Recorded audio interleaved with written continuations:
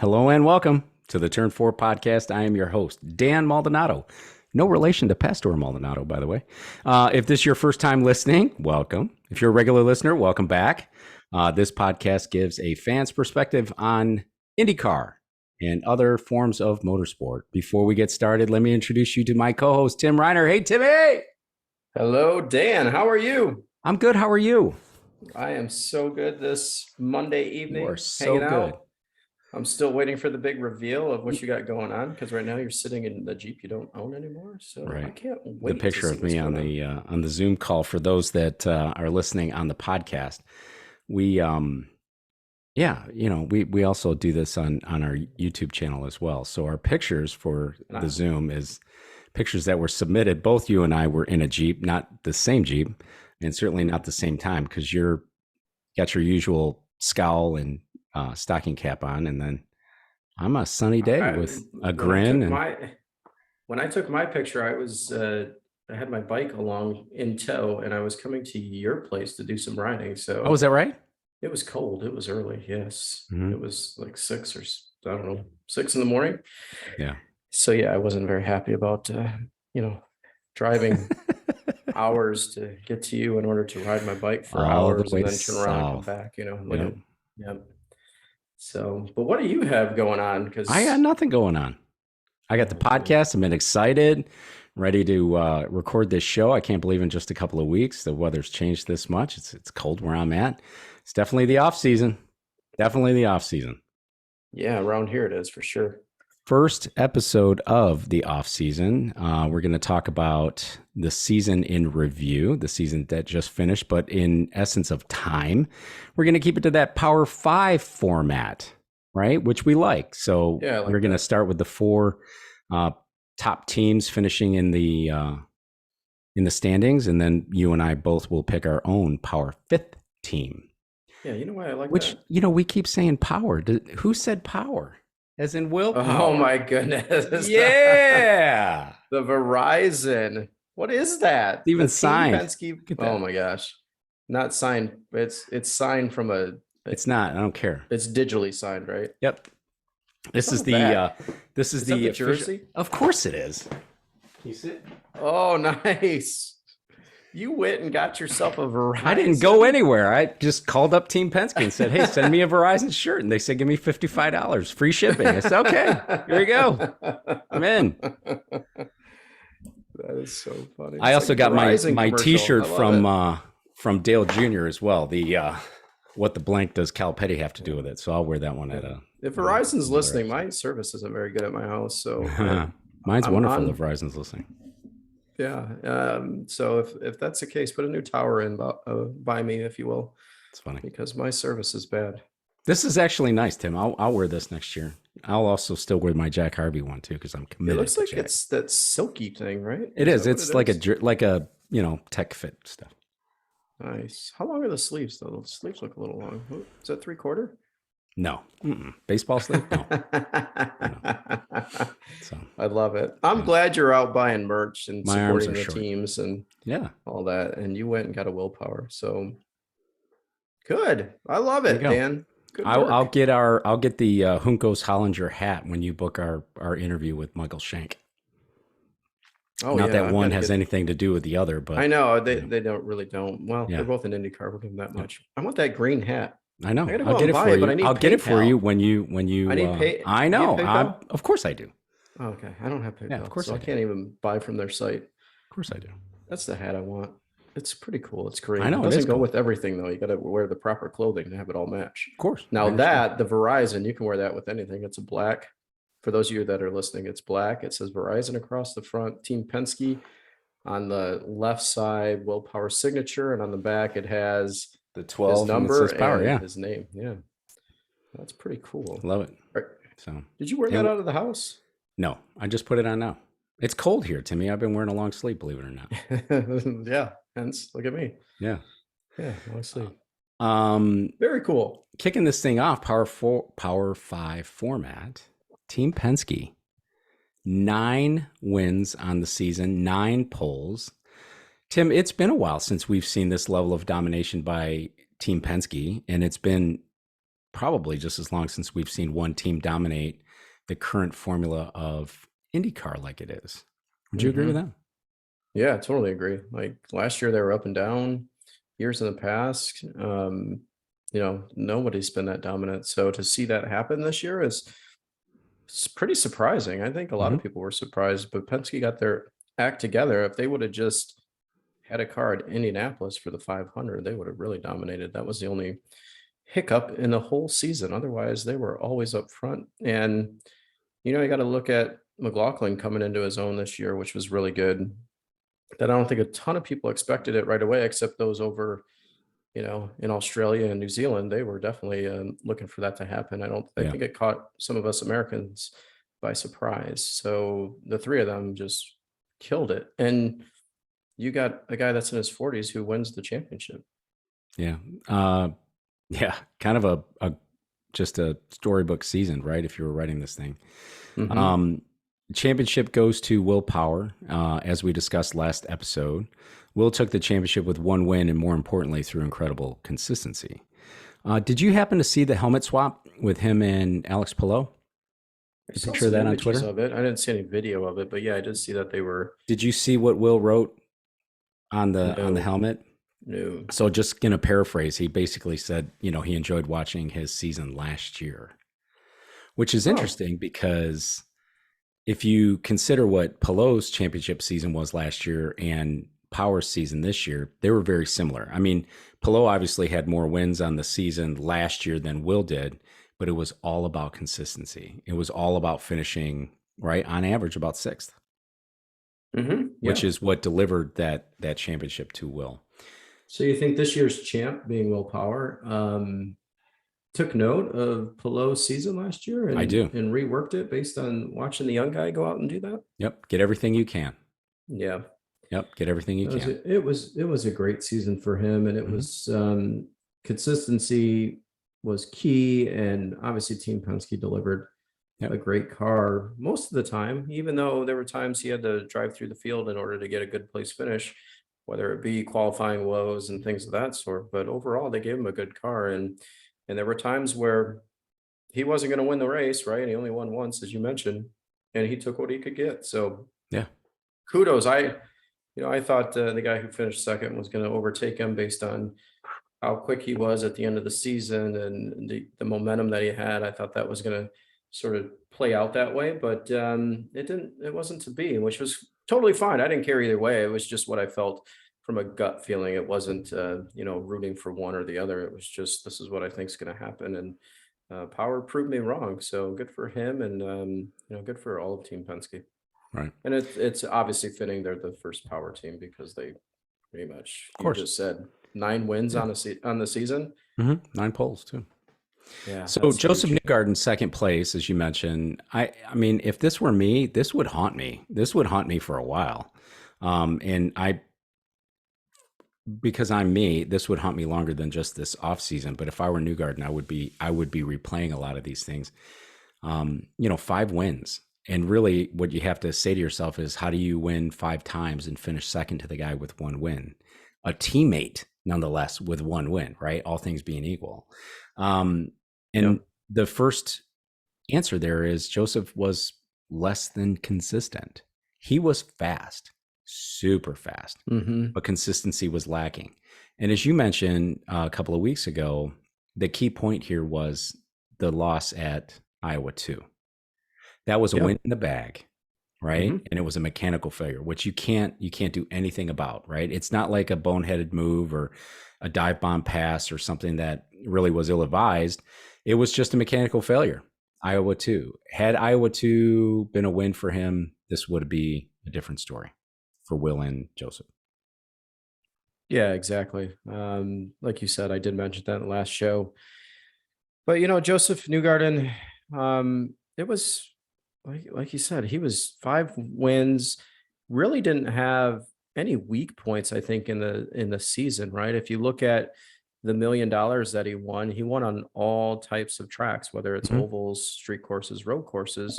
So he won that $1 million, which was half went to charity, half went to him and the team, which was great to see. I'm not sure if anybody thought someone was going to actually pull that off, and whatever insurance policy they had in order to pay that, had to actually pay that.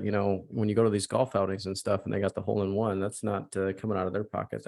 They purchased that policy in order to pay that off. So I'm assuming it was sort of the same sort of deal with that. I did a promotion one time with the Lions. It was when I think $13,000 or something like that. If the Lions return a punt or kickoff return during the home games or whatever it was, and it was like 13 grand, and it was going to cost me like 2,000 to pay out 13. Oh wow, okay. Like yeah. So yeah, that they didn't have any confidence in the fact that the Lions were going to do it. So. I'm surprised it wasn't $2 rather than $2,000. Free. Don't worry about it. Never going to happen. We'll pay you to take out this policy because the Lions are the Lions, which we saw this past Sunday, by the way. I don't think, if I'm Joseph, I wouldn't hang my head on this season. There were some things that he probably threw it away. Some races he threw it away, and at the end it cost him. But 5 wins, no one's gonna bat an eye over. They're gonna go, that's a great season. Oh, you must have won the championship. Yeah. Nope. And he's gonna go, nope. Yeah. He lost by 16 points, so not a ton, but to your point, Iowa was key. A few other areas. Indy. It's Indy and Iowa, right? Yeah, it's Indy and Iowa. Yeah. But it is what it is. I think he's going to come back strong next year for sure. He's going to learn his lesson. I think you're not going to see as many DNFs and as many bad finishes by Joseph based on his experiences here in 2022. Right. But he started a family. I'm sure he's got other things to focus on with the little kid. Yeah. 4th place goes to Scott McLaughlin, 3 wins, all with exclamation points. St. Pete from pole led 49 laps. Mid-Ohio from 2nd place, leading 45 of 80 laps. Portland, 104 of 110 laps led on way to that 3rd victory. I will also note he led, and I was shocked at this when I wrote this morning, he led 186 of 220 laps at Texas. And of course, finished second to Joseph, who just had a run on him. That's just the nature of that oval drafting. So, but I got to ask you this, Tim, who had a better season, Scott McLaughlin or Joseph Newgarden? Scott got 2 victories taken away from him by Joseph. I think both of them were. So right at the last lap, it wasn't even. So who had a better season? Wow, that's really tough for me to answer. I'm swaying to say Scott, and the only reason I'm swaying to say that is because I don't think there's a whole lot of expectations going in, right? No, and without a whole lot of expectations, I think it was like, like get your first win, get your first pole. He did that in the first race of the season, and then after that, he was good throughout. Of course, he had some fumbles, but at the end of the day, I guess I'd have to say McLaughlin, just because I think I don't want to say expect a little more out of Joseph. We expect a little more consistency out of him than what we saw this year. But to take 5 wins versus 3, I think it's, I think it's kind of a crapshoot. What are you leaning towards Scott as well? I am. He really put it together. Obviously, he had some miscues here and there. Indy, of course, hurt him with the crash, big long crash. But there was a couple of things here and there that really kind of contributed to him falling back a little bit behind Newgarden and Dixon. But I would tell you, I know it sounds silly to say that, but the season that he put together, again, with the expectations, it's only a 2nd year in open wheel racing, period. It's not like he came from lights or he came from F2 or F3, a la Callum Ilott, a la Christian Lundgaard. So, so he was able to put together a fantastic season. To me, and this same question to you, to me, this Scott McLaughlin's the early favorite to me for champion in 2023. Yeah, I think he's everybody's favorite. So I'm looking elsewhere on the grid. He's a fan favorite. Yeah, I know. Yeah. He's got a Yeah, he's definitely come around his personality. I think Bus Bros has really shown his personality too, and then even his Twitter feed with different things that he's up to. Um, yeah, I would agree that he is he is the favorite for the championship in 2023. But I don't think I'm going to pick him just because everybody's picking him. So I got to look Mm. elsewhere, and we'll see who might bubble to the top. Right now, I got nobody, but he would be definitely the favorite across the board. So. But you can't count out his two teammates, right? It's going to Right. be a crapshoot between all three of them. Right. McLaughlin signed an extension, multi-year extension with Penske toward the end of this past season. Joseph's on a multi-year deal with Penske, so he's not going anywhere anytime soon. Will had 1 year left on his deal through the end of 23. He's earned himself at least an extension. I think this championship and the way that he did it, I think earns him 24. But how much more time he has, with Penske and full-time IndyCar racing, I don't know. We've talked about that a lot. Obviously, he can still put it down when he needs to, because he just took his championship 8 years after his last one, and he did it. He did it incredibly well. So, but at some point, the clock does strike for all of us. So we got to see what that looks like. I think the question for that team and Penske all around is, when do they go to a fourth car again? And I'm trying to stir things up. I don't think it's they not will. 2023, but do they at some point extend it out? And maybe they don't. For a long while, they were at four cars. Mm-hmm.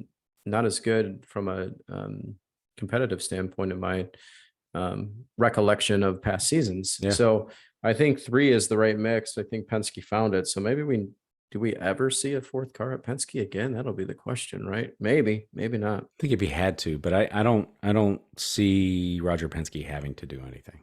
Yeah, like that. So I think he's a bit more great performance by that entire team, and you got to look at Tim Cindric, and you got to look at the obviously Roger and the rest of the management team there of really putting a great package together for 2022. And you got to give it up for Chevy too, right? Chevy came out of the box. I think a lot really of this has to do with Chevy.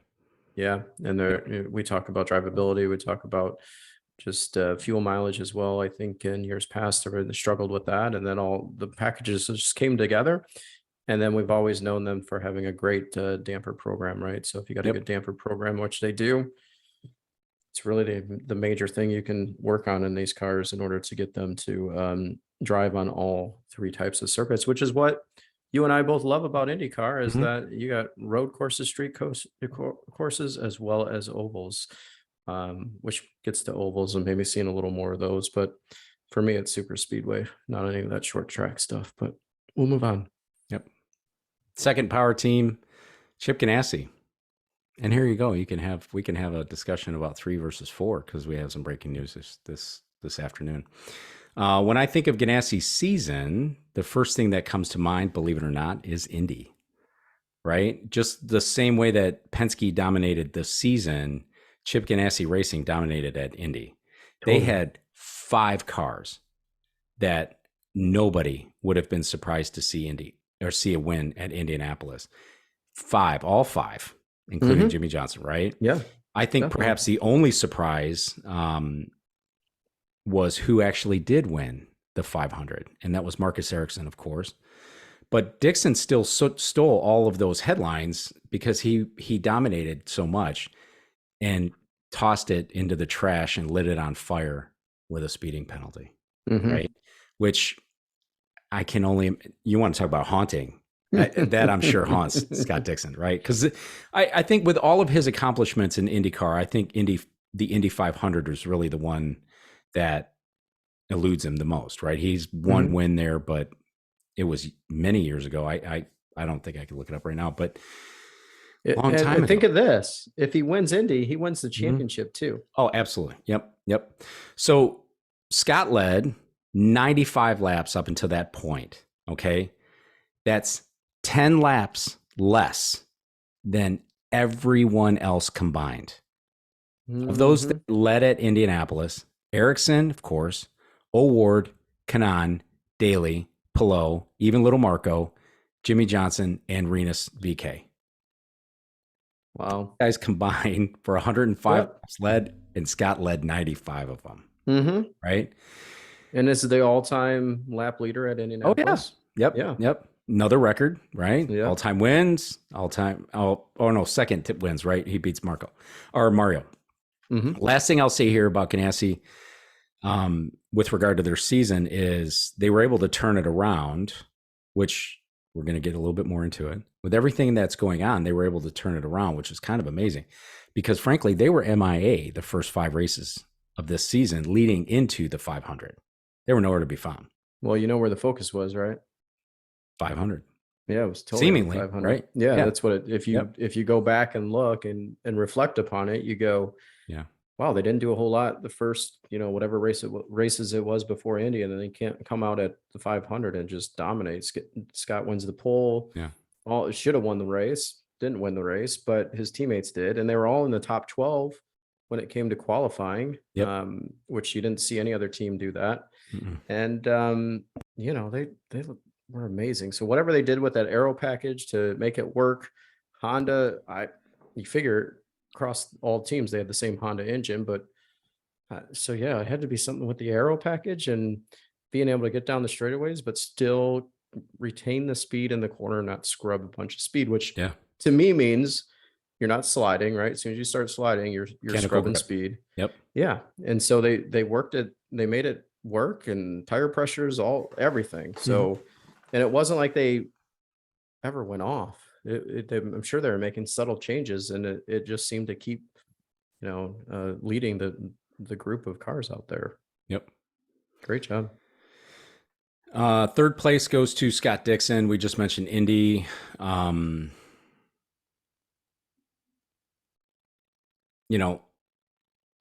Winning Indy would have changed Dixon's view of the season. Your contention is that he would have won the championship, right? Is that correct? Yeah, basically, if he would have won Indy, he would have won the championship. Yeah. And it would have been a wonderful, wonderful season for him. Yeah. Not that it wasn't. He had his ups and downs, right? He had a lot of choice words for his crew and the team and setting up the car. He was very disappointed. It was a season where Dixon was not in the top 12 for qualifying, or the top 6. That I should say the top 6. He wasn't in the top 6, the fast 6, whatever we call it in IndyCar, that often as he has in the past, which is right. That's not Dixon-esque. Right. Get that out. So that was his main struggle, I believe, was getting the car in qualifying. So I'm looking at your notes now. Yeah. So Dixon won Toronto and Nashville. To me, other than Indy, I believe Dixon struggled with the setup philosophy of this car.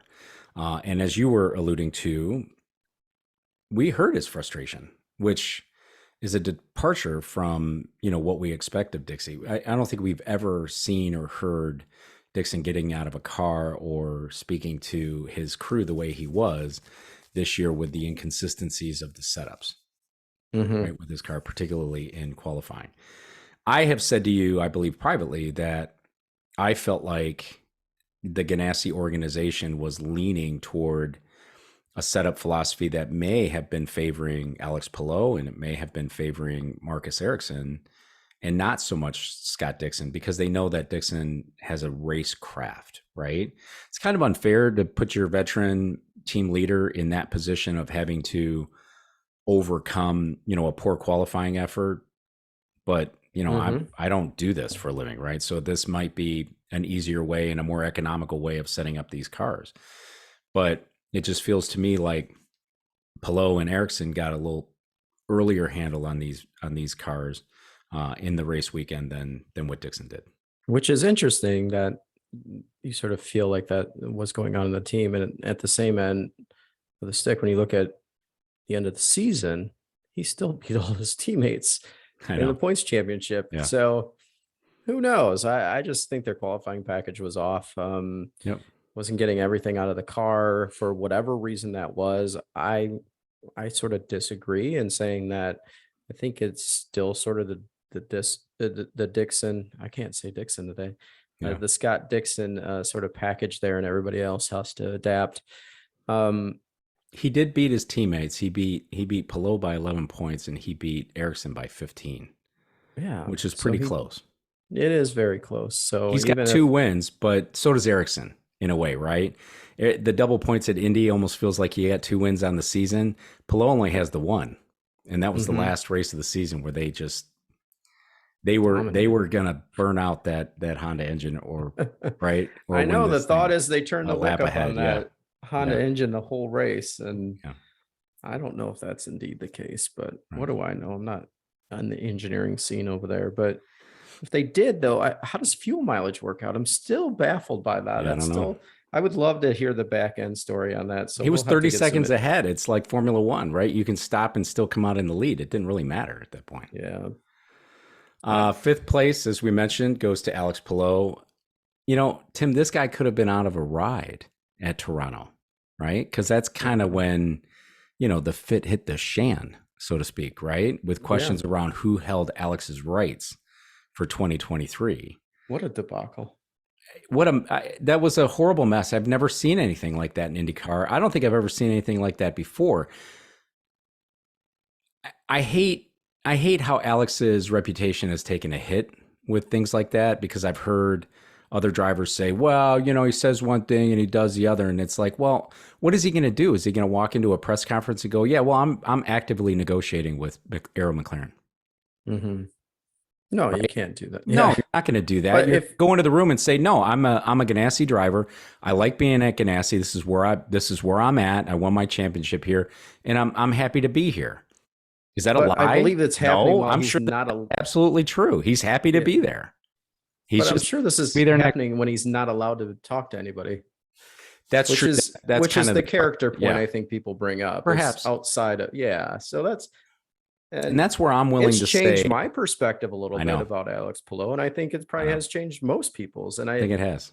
Right or wrong, it's just how it came out and how it's perceived. Yeah. And at the end of the day, he's going to have to live with it for the rest of his career, for however long he's going to be in IndyCar, and move on, right? And just still be the same guy he's always been in interviews, which I think people question it maybe a little bit more and don't go, oh, he's such a sweet guy. There's something in the back end of that, but you don't know what was said prior to him talking to McLaren, right? And what I say prior to him and the Ganassi folks, and whether Ganassi folks were strong arming him or what have you. You don't know that side of the story, and I don't know if that'll ever come out. And maybe years from now it'll come out. I think the one article that Marshall Pruitt wrote was about the dream that I thought was twice.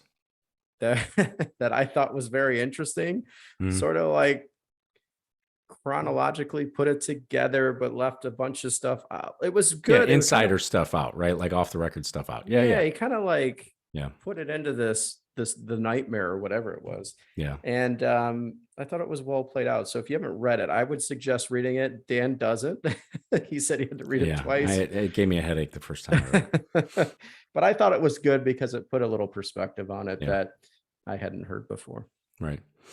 Nonetheless, after all that, and after all of the thousands of dollars spent in legal fees, I'm sure, right, on both sides, Alex is going to drive the number 10, right? I'm still in NTT Data Ganassi car next year in 2023. I'm in shock. And it gives him flexibility to test F1. So, Tim, do you see Palou at Ganassi beyond 23? No, absolutely not. I didn't see him in it. I'm still baffled he's in. And where would you see him at in 2023 or after 2023 in 2024? I would just say, I'd just go out on the limb and say Alfa Romeo, or I don't know, AlphaTauri, somewhere out there. Williams. Alfa Romeo's going to turn into Audi. They're going to be the Audi factory, whatever they're going to be called. So I don't see him sticking around. I think he wants to be back in Europe, which was one of his pushes. He wants to be in Formula One. So if you give anything to Alex Palou, you give, hey, he got a little piece of what he wanted through this mess. which was to be able to test the Formula One cars. I don't think he's going to be with McLaren, but what do I know? Your thoughts? I don't think he's. I actually think he'll be at Ganassi in 24. Wow. I really do. I think we're going to see him at Ganassi in 24. I think my personal opinion here is, and we've talked to nobody, we're not insiders, right? Is my personal opinion here is he was getting bad advice and probably some pretty bad management coaching, right? I used to work for somebody a long time ago who used to say, don't read your press clippings, right?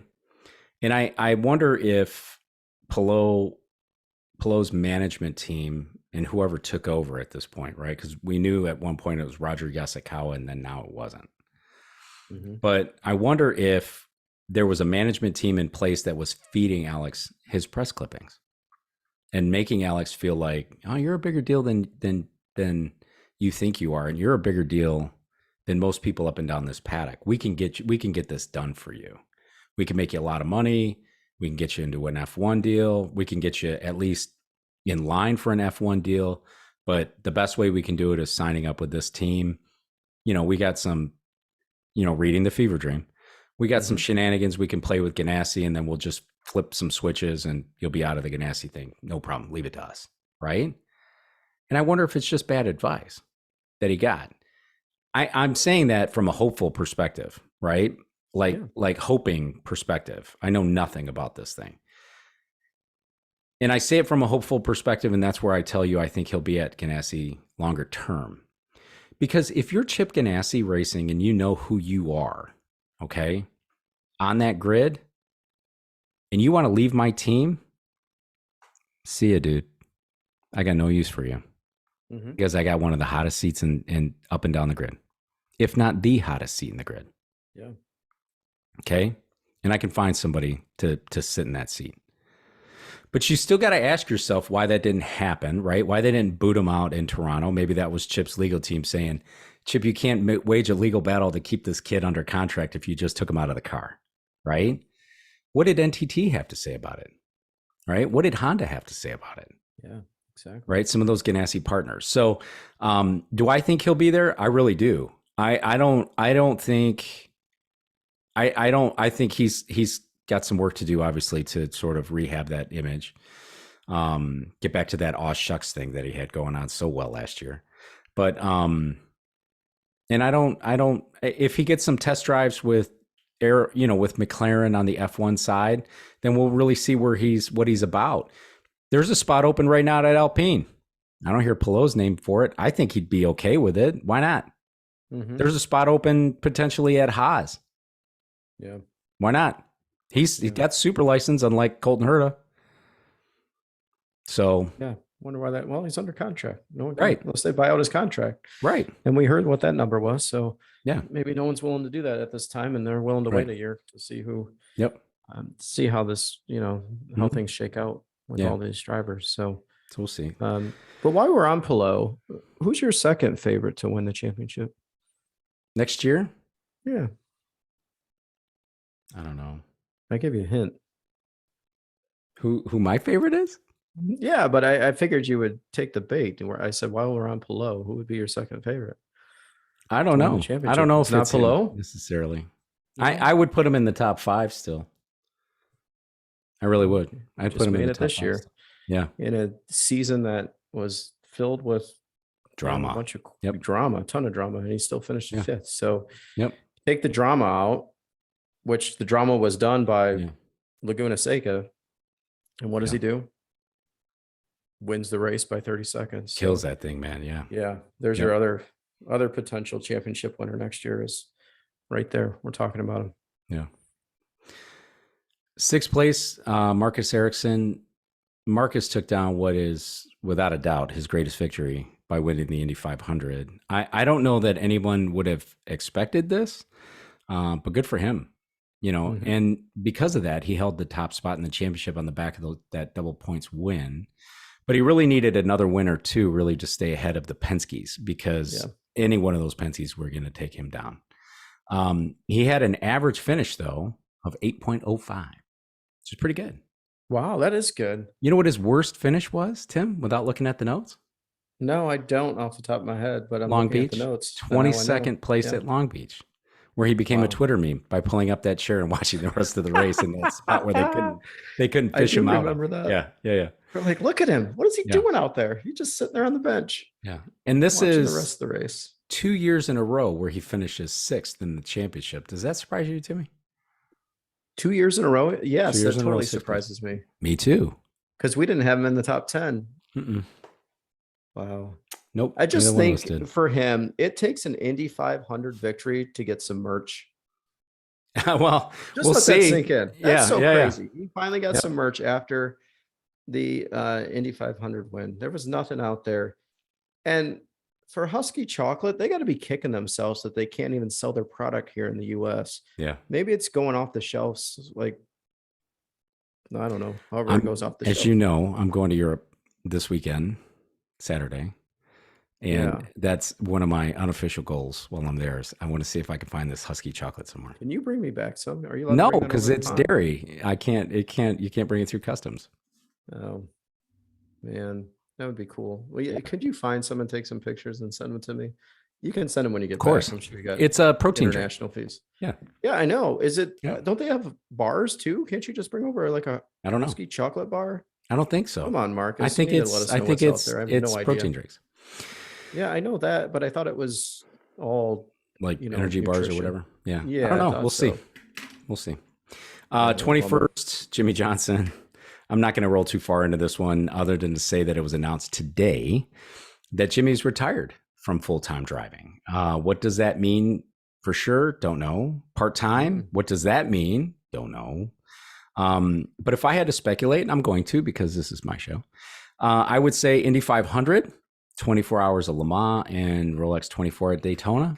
Tim, what else would be a bucket list if you were Jimmy Johnson? Carvana, because he said ready to burn items, right? Yep. Yeah. I don't know, maybe a sport bike with Carvana on it, like that would be awesome. Whatever that is, I don't know what that's called. Super bike racing at MotoGP. Obviously, I'm joking on that. Top fuel dragsters, no, I can't see that either. I think you've got it down. I don't know if there's anything else he would do, those are busy weeks, right, for him. If he really wants to dial it back and spend more time with his family, Indy 500 is at full month, 2 weeks, right? Yeah, that's a full month. 24 hours of Le Mans, that's several weeks, right? Simulator and the whole bit. Rolex 24 at Daytona, that's a couple of weeks too. Those are big. I haven't told you yet about. Those are big. Keep going. I was going to say, what I haven't told you yet? I got to be back in Florida during the Rolex 24. Excellent. So we'll be there. Keep that in mind. Just remember, next time we rent a minivan, we don't have to sleep in the front seats. We can sleep in the back. So it might be on the docket again this year because I'll be right there. So, I fully anticipate going to that. Whatever you want to call it. Yeah. As far as this past year for Jimmy Johnson, he was strong at Indy. He was strong at Texas and Iowa.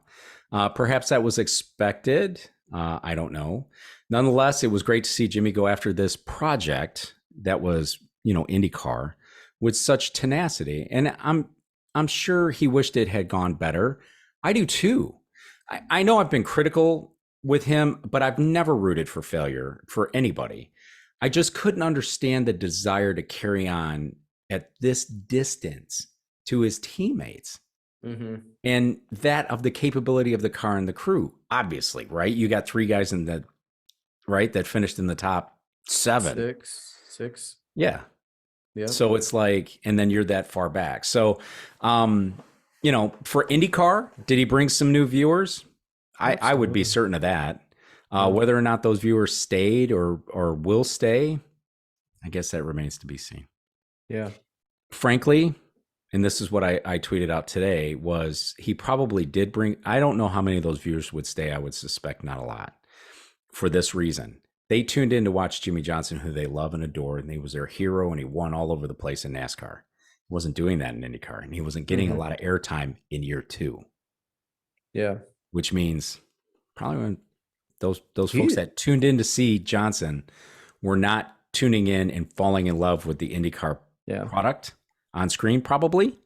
So I Well, suspect a lot of those folks. I would suspect they tuned in season 1, and when they saw the results after a few races, they tuned out, right? Yeah. They were done. So I don't know how many he brought into year 2, except maybe on the ovals, he probably brought some viewership, some additional. But I'm going to say something really dumb because it's my show too. It's your right? show. He's a real big deal in NASCAR. He is. Yes. And I have to say this from experience. When I was at the NASCAR Hall of Fame, they had at least 7 of his cars. Imagine that. Yeah. In the Hall of Fame. And there's a ton of them. And Jimmie Johnson is everywhere. Just saying, man. Is he a bigger deal than Jeff Gordon?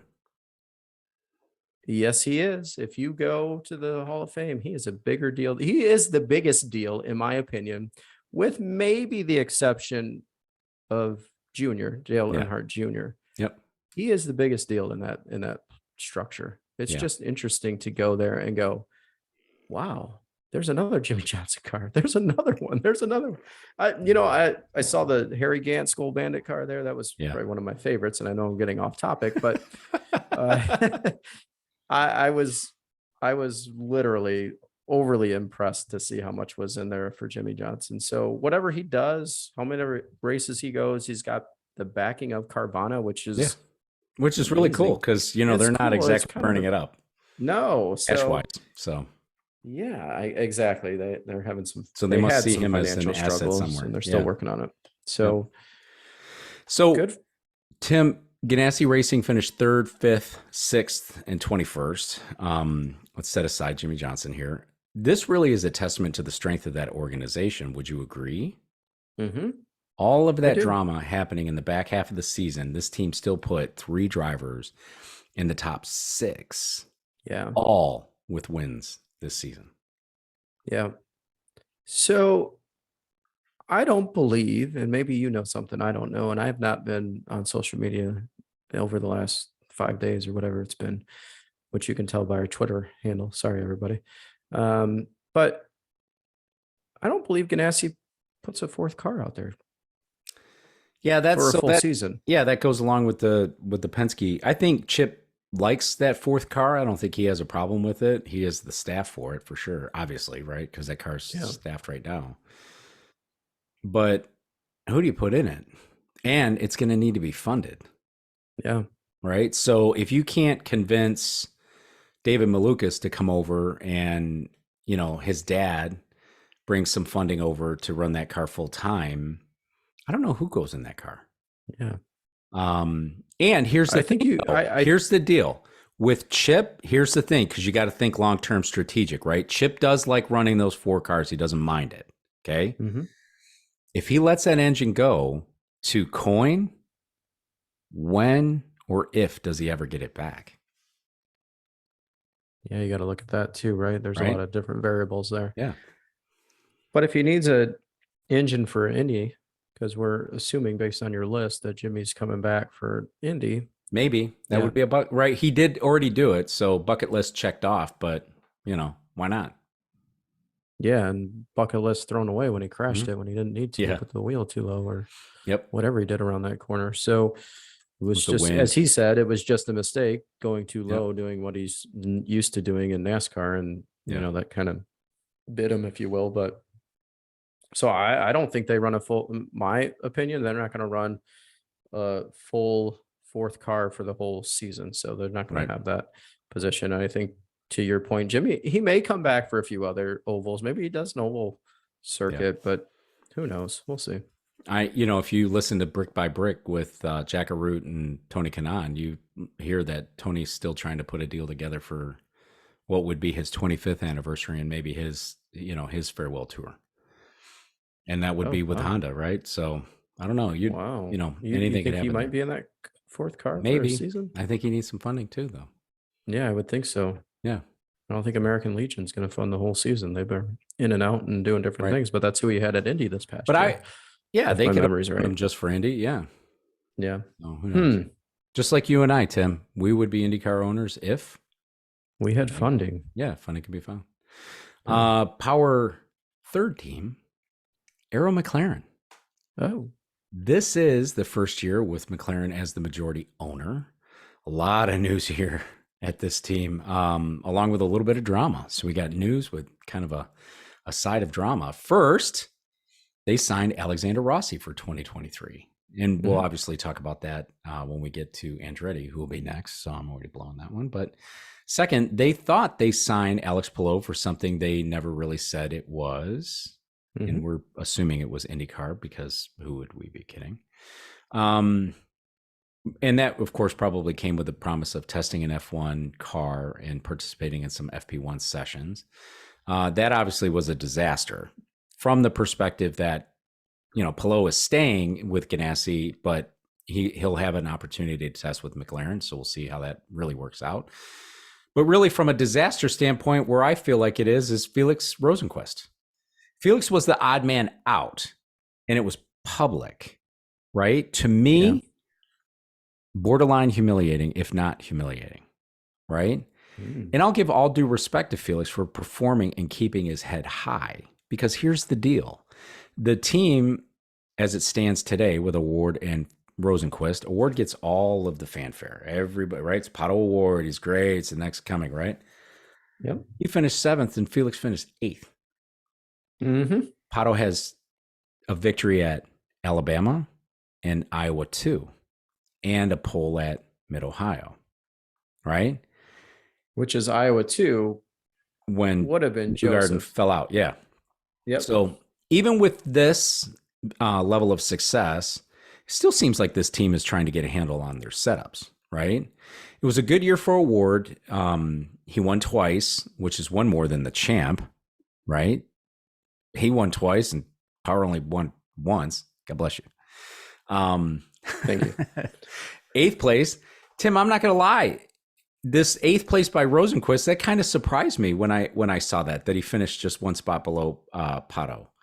With that said, here's your question again. Who had the better season?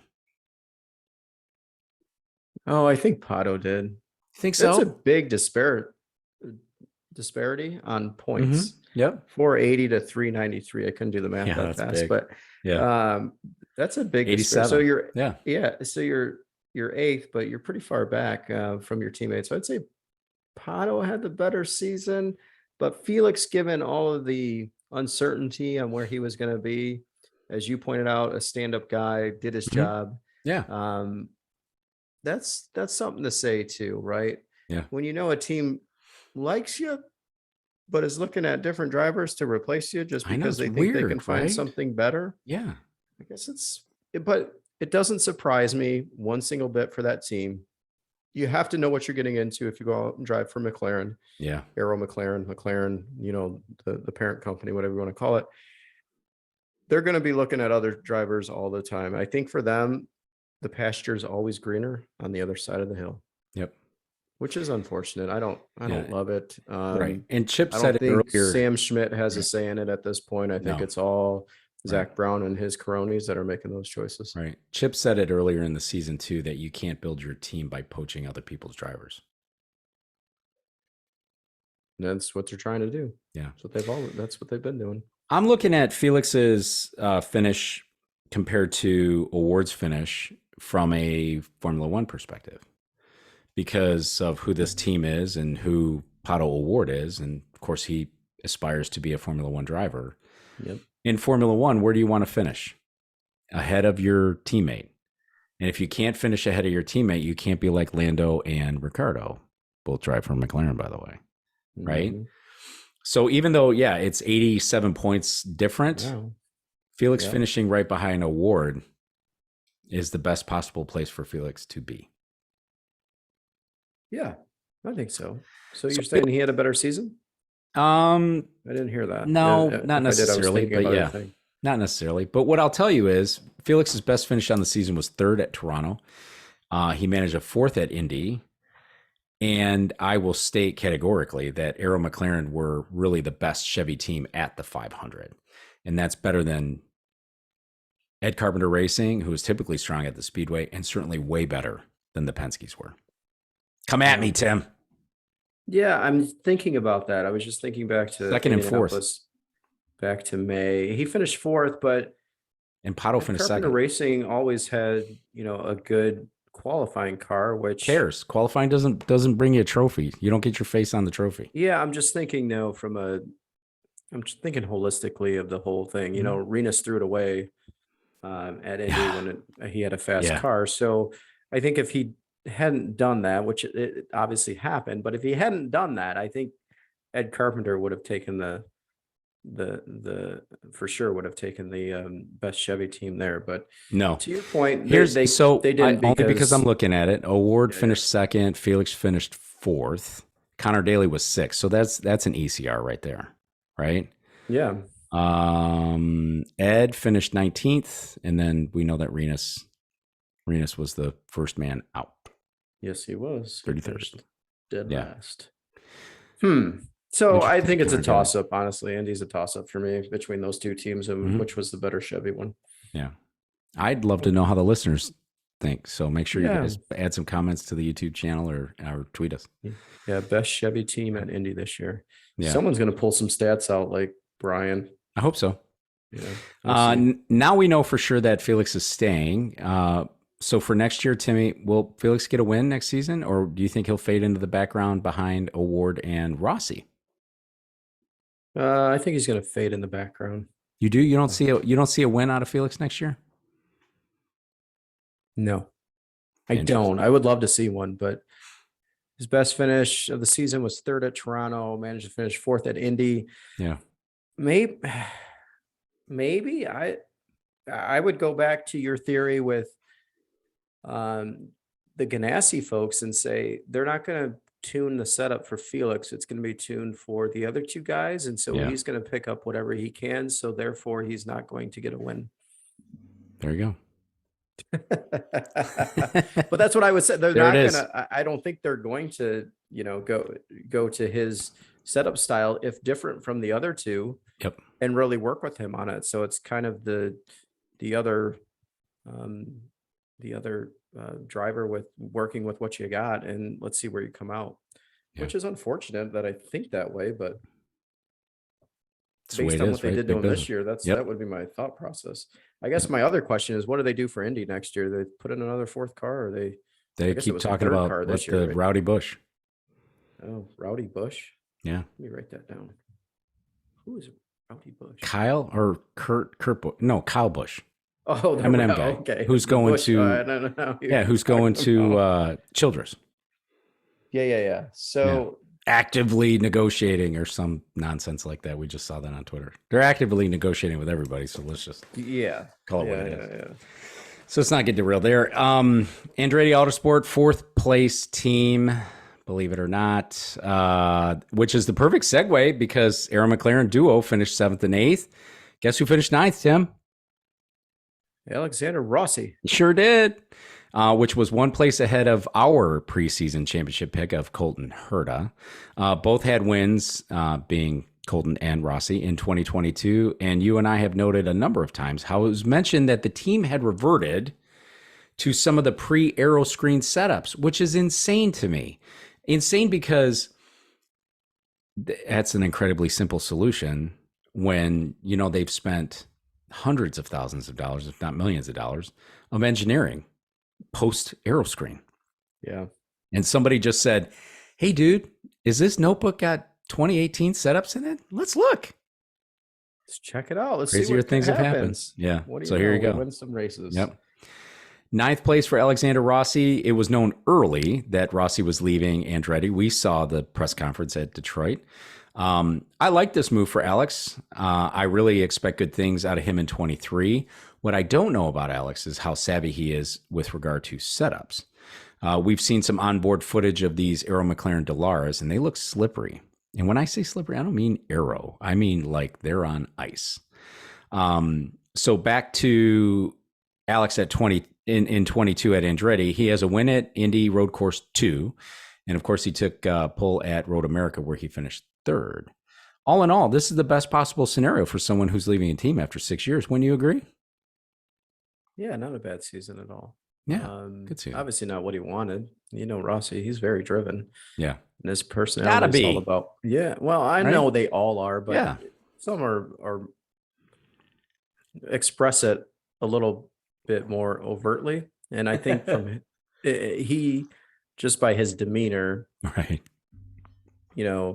oozes and just projects success and only success, and that's the only thing that can happen. Otherwise, it's the failure, and so I think he would look at the season as rather one to leave behind and move on, which he's doing.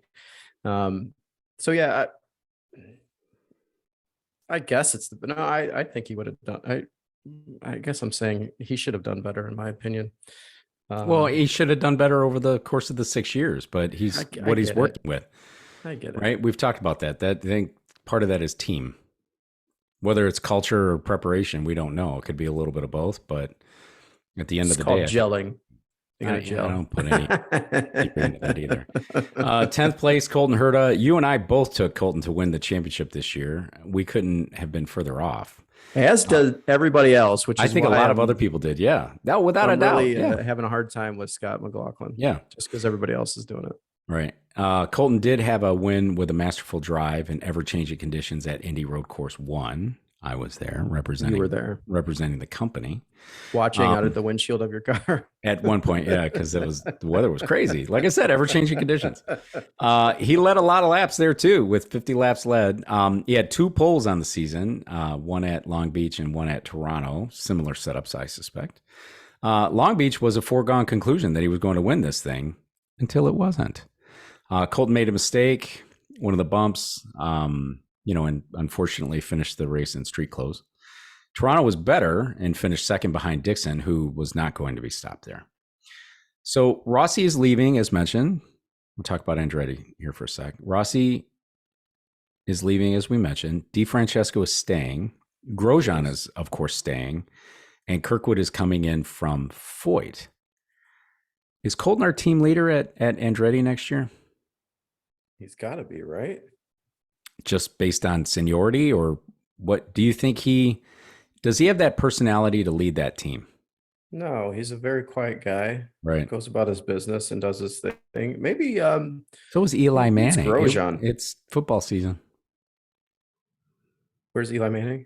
Eli Manning wasn't exactly the most like outgoing, Yeah, no, he was alpha personality. That was the big beef, right? Right, right. Beef in he has 2 Super Bowls. New York. Yeah. Yeah, so I think it can be done. Whether or not it actually is done quietly, story, but I think it can be done. I'm not sure that he is. Do they have a driver coach like Ganassi does? I'm thinking of like Dario Franchitti sitting in the booth or in the whatever you want to call it. Not for the IndyCar guys. I know that Charlie Kimball does some work with their lights team. Maybe they need somebody to do that. Yeah, just to help and coach and rally those guys. Yeah, maybe Captain America. He might be the best choice for that. Yeah. You agree? Not to push you, we'll move on. You don't have to answer that. You know what, though? I think you'll be surprised. I don't disagree. Because I think having somebody there, I think, helps keep people in check, right? Yeah. I think helps keep some things in check, and he speaks their language. Mm-hmm. It couldn't hurt. I don't think Marco's that guy. No, I don't think Marco is either. But now I'm thinking of. I don't hate the idea of Ryan Hunter-Reay. No, because they got 3. It's only Ganassi who has got that guy. Is that their? But they only have that no guy picked up on?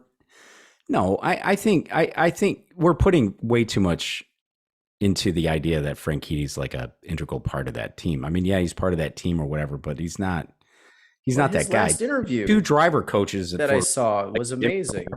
Yeah, but he's a company guy. It doesn't mean he's right. He's a company guy. He's there. He liaises between, drivers and team or whatever. But I think we're overselling the importance of Dario Franchitti. I don't know. I think we're onto something that we just figured out during our show, and that's what Andretti needs. I don't. We have a guest lining up for the off season here, and I think that guest that we have lined up for that, I think, would be a perfect person to ask. I think you're right. He's going to have some very good insight on that. I make sure that's a question. We need to jot that down. Okay. Yep. 13th place, Grosjean, first full season in IndyCar, first full season with Andretti, first full season in IndyCar because he didn't run ovals last year when he was at Coyne. Did he have a better season with Andretti than he did at Coyne based on points and championship finish? Yes, he did. He was 15th at Coin last year, 13th this year, as I mentioned. But in terms of expectations, Tim, not. Failed completely. Right? It was a failure. You picked Grosjean to finish seventh. I'm saying the season was. You picked him to finish seventh. I picked him to finish second. I fully recognize now that was pie in the sky. But I think it's safe to say that we both expected at least a win this year, right? Don't you agree? Yeah, I was expecting a win for sure out of Grosjean, but there weren't a lot of wins going around the Andretti camp. So when you look at what happened in the season, you got 2 wins total. The 2 guys, if you'd have said there were 2 wins, who would they go to in the season? You would have picked the 2 that won, right? Or you might have picked one and said he won them both. I would have said Colton for a couple of wins and Grosjean for at least one. I would not have picked Rossi to win race this season. Oh, yeah. So I had Rossi 10th in the finish. You had Rossi 10th? Yeah, and you had him 4th. Where did I have him? 4th. I had him 4th, yeah. Yeah. I had much higher expectations. I'm glad you got notes right there. You're good. 23rd, Dublin D Francesco. Not a great season here for Dublin. In fact, so much so that at one point Andretti had a for sale sign out in front of that seat. But we do know now that Dublin will be back next year. That's been confirmed. But he's going to have to find some more consistency in year 2. He's going to have to find some results. And here's the thing. If Kirkwood comes in and beats him, that's no good for his future in IndyCar, let alone his future at Andretti. Do you know why he's back? Who are you going to? Was it ever said? No, and he brings budget. Yeah, I think that's okay. Well, it was. There's probably nobody with a $6 million budget that can just sit in that car. Yeah, well, because if I'm David Malukas and I'm the Malukas family, and if Andretti came knocking on the door and said, "Hey, I can slot you into this car," I'd be like, "Nope, thanks." See you, dude. I think so too. Yep. So, Tim, who's your Power 5 team? Oh, we're that far in the show. Yes, who's my Power 5 team? Let me look, because I wrote something down about this. You did? So I did. I actually did. I did. I wrote it down. I didn't put it in the same sheet because I didn't want you to see it. I did the same thing. I can't wait for see what yours is too, which I think I know yours. So here we go. So for me, I really wanted to go with Dale Coyne Racing or Ed Carpenter Racing. Those are the 2 that I really wanted to go with. But neither mustered the finishes that warranted a top 5 position. So for me, I had to go with Juncos Hollinger Racing. Look at you! And Callum Ilott. That's my Power 5 team. I love it. To me, Dan. Overachieved, babe. Overachieved. They were amazing. Yeah. They were amazing. And the results weren't outstanding, but for the little team that could, they had some really good results and some very bright moments out of a team you would expect nothing. Yep. So we spent time with Ricardo too, and you and I were like, we were blown away by him when we left. So to me, Ricardo seems like a very driven owner with a vision to move his team forward year after year. This is their first full season, and now they have plans to expand to a 2-car team in 2023, which really makes me excited about what they're going to bring. Yeah. As I mentioned, although the results didn't always come, they finished 20th in the points, which still gets them that $1 million bonus, and they did it on merit. They were the little team that could that I mentioned, and will be competing for top 10 finishes in all of 2023. So that's my Power 5. Wow. And that's what I'm going with. That's my look at that. I love it. So for you, I'm expecting you to change your shirt before you announce your next 5. Do we need to take upstairs? Do we need to change? That shirt's upstairs. You don't have it behind the scenes? Are you thinking Ray Hall, Letterman, Lanigan Racing? That's what I'm thinking. That's the only shirt. You would be correct. And I'm gonna say this because I obviously it's the natural spot, right? If I'm just following along the theme here. Graham finished 11th in final rankings.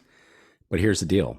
Graham finished ahead of VK, Grosjean, Pagenaud, Malukas, Castroneves, Sato, and D Francesco.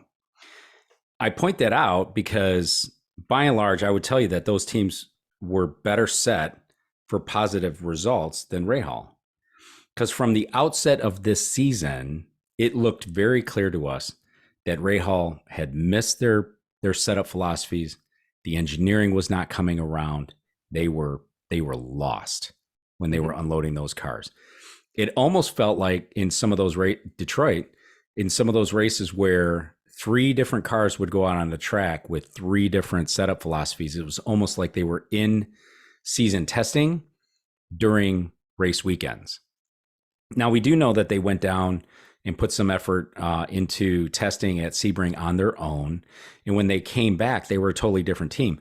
This is the reason why I put them Power 5, right? Is because they did not give up. They did take the initiative. They did put some things in there. They delivered Graham at 11th, right, ahead of the people that I talked about. And they put Christian Lundgaard as the Rookie of the Year, Tim, which is ahead of Malukas, which is who I picked.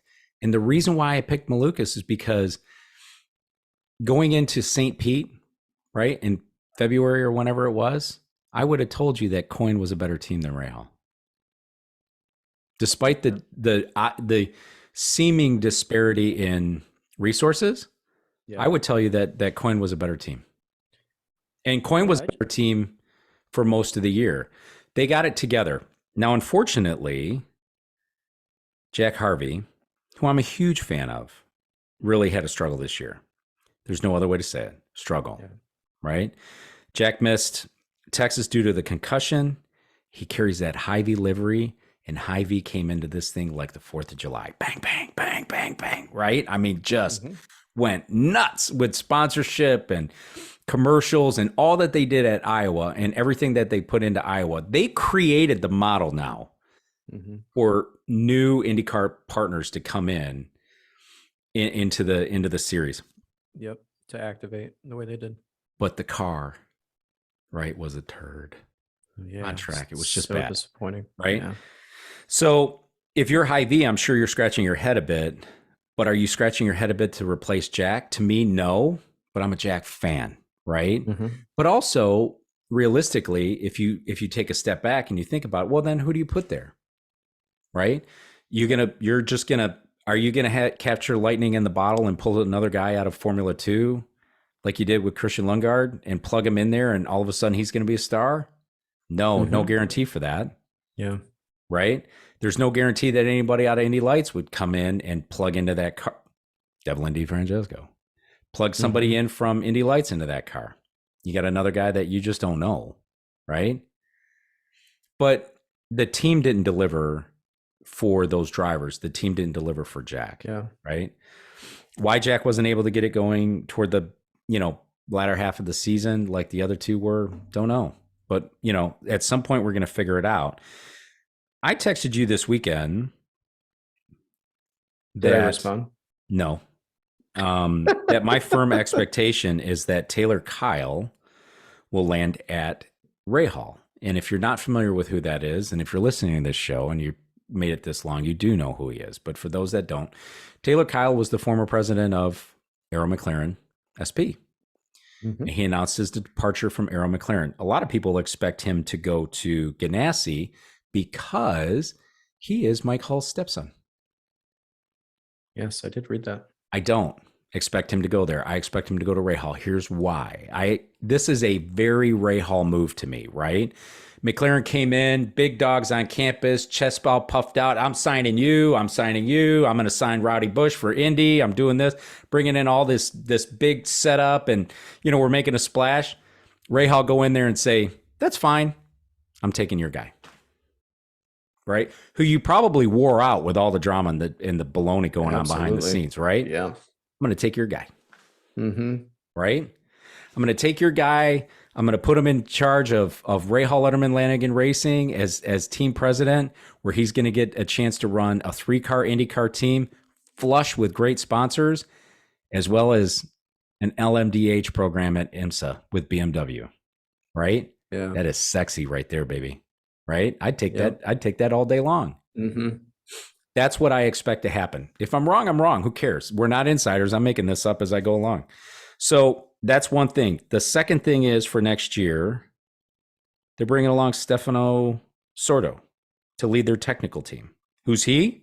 Don't know. But here's what I do know. He brings 20 years of engineering experience with F1, including McLaren, of all places, and Red Bull.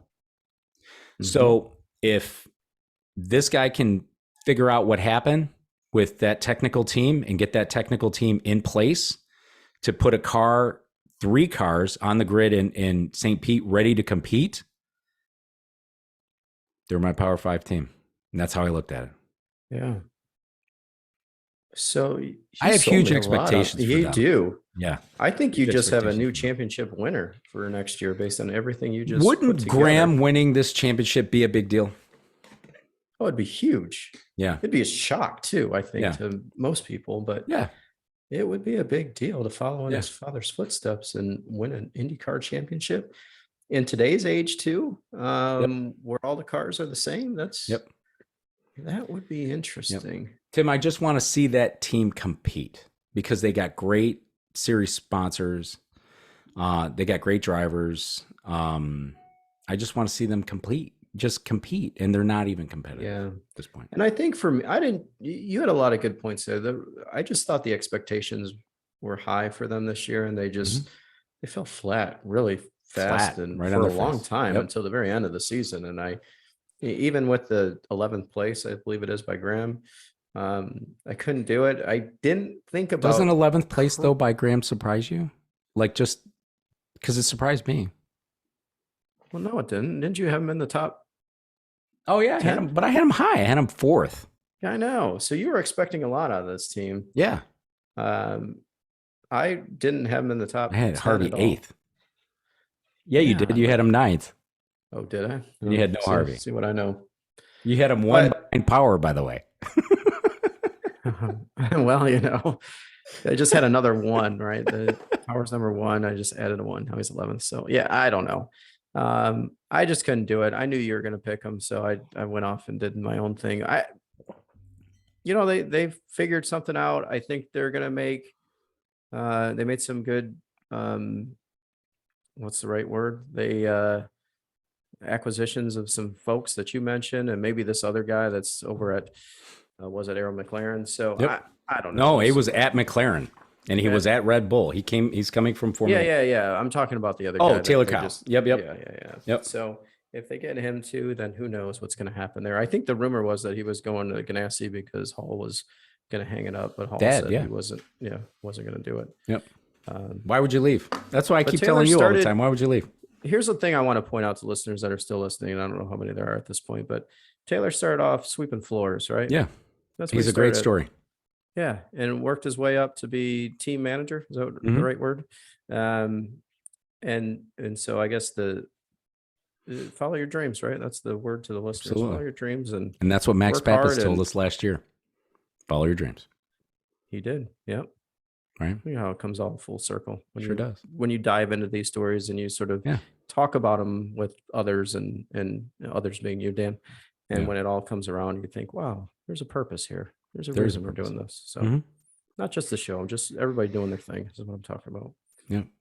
Good stuff.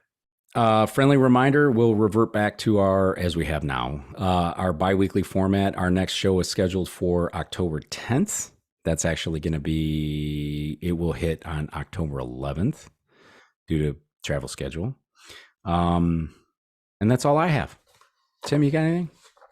Yeah, I don't have anything more for this show, but a few things I want to sort of make sure we include next show is this F1 talk of this U.S. headquarters and what that means for IndyCar. I'd love to get that on. And if anybody's got an opinion, hit us with it. And then the other thing that I wrote down as you were talking was, I know Texas is back next year, and I'm just going to talk briefly here. So hang with me, folks. Texas is back next year. They don't seem to be able to promote the race very well in order to get fans in the seats. I did tune in for about 3.5 seconds, maybe 3.5 minutes to the Texas NASCAR race. There was nobody at that race either. And I tuned in late, and I know there were some rain delays. So I think that promoter or whatever's going on at Texas needs to get fixed in order to stay on the schedule, but I know they're on. I'd love to talk about that again. And we'll start talking more about Formula One as well. Oh, yeah. And Petit Le Mans racing next weekend. Right? Yeah. So, yeah. Oh yeah, and they're talking. I did read a little bit about that. They're preparing for the hurricane, so who knows if it's going to happen on Saturday like it's scheduled. Yep. Those are the things I had. There you go. We'll make sure we get to. Good job. I love. By the way, still love the jersey. Way to go. Way to support Will Power and Verizon. Maybe the media team service here. Social media team can put this out, and we'll get a little love. And the other thing I'm going to keep rambling now. Even though we're still trying to get some love from Sancio, but we haven't gotten that love yet. And if anybody from Hy-Vee is listening, I was in Omaha, Nebraska this past weekend, and I purposely made the trip over to Iowa. I know it's right across the river, but I purposely went the 5 miles down the road to go to the supermarket, and I spent $100 on some stuff that we didn't need. There you go. But I had to go. So good job. Your sponsorship worked. I went and spent some money there. So I love it. That's it. Well, that's it. Thanks for tuning in. Be sure to engage with us on social media. You know where to find us on Twitter, our YouTube channel, which we always seem to get a lot of comments on the YouTube channel. So thank you for that. That's coming along really well. How you look. Yeah, sure. And if you don't know where to find us, everything is in the show notes. So thanks for tuning in. If you're around this long, so we appreciate it, and we'll catch up with you again in another couple of weeks. We've got some subject already in the hopper, U.S. Formula One and everything else, which means nothing. So thanks everybody. We'll talk to you later.